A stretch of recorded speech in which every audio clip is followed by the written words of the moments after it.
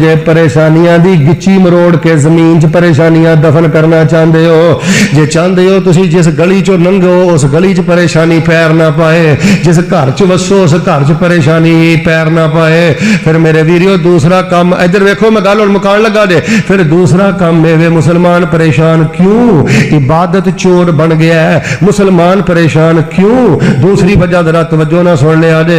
जे परेशानियां तो बचना चाहते जे, एक बंदे नूं गुस्सा चढ़ जाता है, कन खोलो कन, बंदे नूं गुस्सा चढ़ जाता है, वादी घाटी हो जाती है, बंदा ट्रैक तो लै जाता है, पटरी तो लै जाता है, किसी वेले जबान चो गाल भी निकल जाती है, किसी वेले झगड़ा भी हो जाता है। टुल्ले दे बासियो, गुजरांवाला दे रहने वालों, जे परेशानियां तो बचना चाहते हो, किते मुंह मारी हो जाए, किते झगड़ा हो जाए, किते उन्नी की हो जाए, दिल च गंढा मार के ना ब्याह करो, दिल च बुगद ना पालिया करो, कई कई साल ना लड़ते रहा करो, दिल एडा काला ते मैला ना रखिया करो।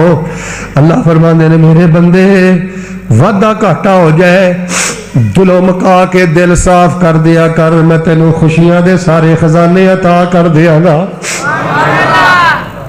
ओ बंदा परेशान रहिंदा जे भावें एक लत्त ते खलो के भी तहज्जुद पढ़दा रहे, जिस बंदे दा दिल साफ नहीं।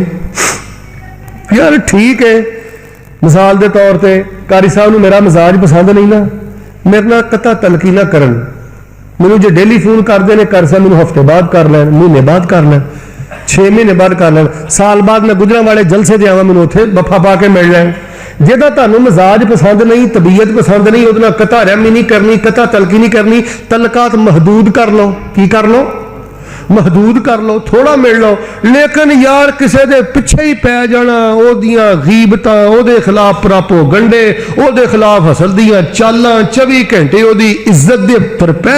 अल्लाह जानदा जे ऐसे बंदे रुल गए, जहन्नम जाम तो पहले दुनिया दी जहन्नम च डुब गए ते दुनिया दी जहन्नम च गर्क हो गए। वादा घाटा हो जाए तो दिलों मुका छड़िया करो, दिल साफ कर छड़िया करो।